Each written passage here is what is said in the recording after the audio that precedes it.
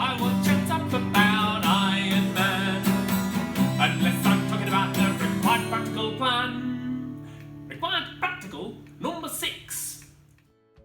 So we're going to look at the equipment that you're going to be using for this practical. You've got a retort stand set up on the table, and you can see that there are not one but 2 bosses attached to the stand. In the first boss you've got a clamp, and on the end of the clamp we've got the spring hooked on, and then on the second boss you've got a second clamp, and on there you've got the ruler held in place. Then if we move to the top of the ruler, you'll see that the top of the ruler is lined up with the top of the spring. In addition to that, I want you to see that we've got a G clamp holding the retort stand onto the desk, which will be important as you start adding masses. We will have 10 100-gram masses, each of which will exert a downward force of 1 Newton.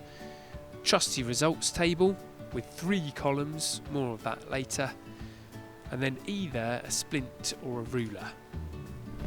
The first thing you need to do is find out the length of the spring before it's stretched.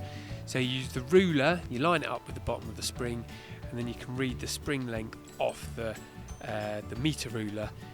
So we've got 25 millimeters there. You're going to add that into your results table. So when there is 0 force exerted on the spring, its length is 25 millimeters, there is no extension. Next, you take a 100-gram mass, which will exert a downward force of 1 Newton.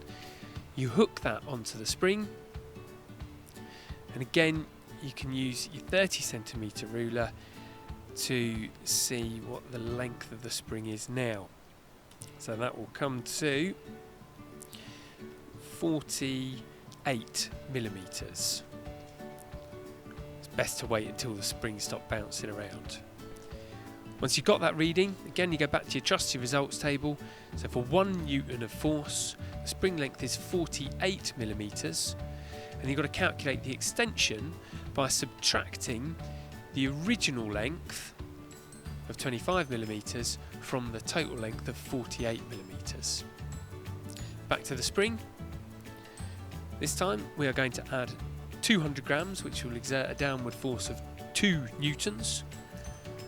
Again, you should let the spring stop bouncing, and you can use your 30 centimeter ruler to see the total length of the spring now, which looks to be about 86 millimeters.